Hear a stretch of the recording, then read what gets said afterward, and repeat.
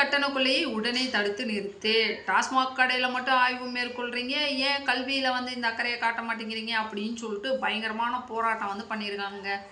ரூ. 10க்காக தமிழ்நாட்டினுடைய குடிமகன்களினுடைய ரூ. 10 மிச்சம் பண்றதுக்காக ஒவ்வொரு அமைச்சரும் சாராய கடையா விசிட் பண்ணிட்டு இருக்காங்க. ஆனா இந்த எதிர்கால தலைமுறையினுடைய கல்விக்காக எத்தனை காலேஜ்ல போய் இந்த கட்டண கொள்ளையை நீங்க ஆராய்ச்சி செஞ்சிருக்கிறீங்க?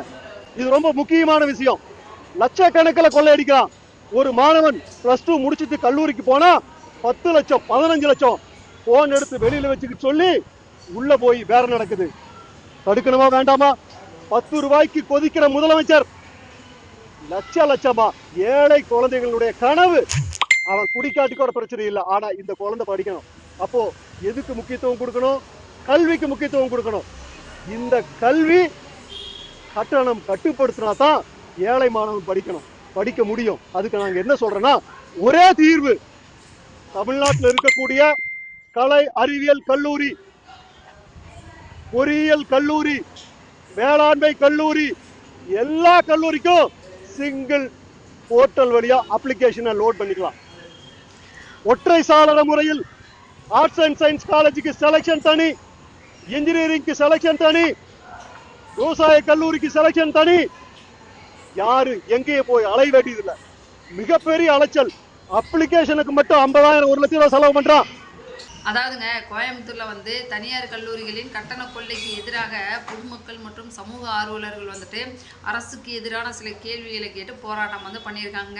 அதாவதுங்க, அவங்க வந்து என்ன கேட்குறாங்க அப்படின்னம்னா, டாஸ்மாக் கடைகளில் வந்துட்டு ஒரு பாட்டிலுக்கு 10 ரூபா அதிகமாக வாங்குறாங்க அப்படின்றதுனால இந்த அரசு வந்து உடனே அதிகாரிகள் அனுப்பி ஆய்வு வந்து மேற்கொள்ளுது இல்லையா? அதே மாதிரி தான் ஏழை எளிய மாணவர்கள் படிக்கக்கூடிய கல்லூரிகளில் வந்துட்டு கட்டணங்கள் அதிகமாக வசூலிக்கப்படுது, கட்டண கொள்ளை வந்து நடக்குது. அதையே இந்த அரசு ஆய்வு மேற்கொள்ள தயங்குது அப்படின்ற ஒரு போராட்டத்தை வந்து நடத்தியிருக்காங்க. அதே மாதிரி தாங்க, மாணவர்கள் வந்து 11, 12ஆம் வகுப்பு முடிச்சோடனே கல்லூரிகளில் சேருவதற்கு வாங்கக்கூடிய அப்ளிகேஷன் ஃபார்மோட விலையே வந்துட்டு 50,000 1 லட்சம் அப்படின்னு சொல்லி தீர்மானிக்கப்படுது. அப்படி இருக்கிறப்ப ஏழை எளிய மாணவர்களோட வாழ்க்கையை நிர்ணயிக்கக்கூடிய கல்லூரி கட்டணங்கள் வந்துட்டு அதிகமாக கொள்ளையடிக்கப்படுது. அதை ஏன் இன்னும் அரசு கேட்கல? அதே மாதிரி ப்ரைவேட் மற்றும் செல்ஃப் ஃபினான்ஸ் காலேஜில் வந்துட்டு கவர்மெண்ட் ஃபிக்ஸ் பண்ண ஃபீஸை காட்டிலும் அதிகமான கட்டணத்தை வாங்கி கொள்ளையடிக்கிறாங்களே, இந்த ஒரு விஷயத்துக்கு கண்டிப்பாக அரசு ஆய்வு மேற்கொள்ளணும் அப்படின்ற ஒரு போராட்டத்தையும் கோரிக்கையும் வந்து முன் வச்சிருக்காங்க. ஏழை எளிய மாணவர்களோட உயர்கல்வி உரிமையை வந்துட்டு கண்டிப்பாக அரசு உறுதி செய்யணும். டாஸ்மாக்கு இவ்வளோ அக்கறை காட்டுற அரசு வந்து கண்டிப்பாக ஏழை எளிய மாணவர்களோட கல்லூரி கட்டண கொள்ளைக்கும் அக்கறை காட்ட வேணும் அப்படின்ற இந்த ஒரு போராட்டம் வந்து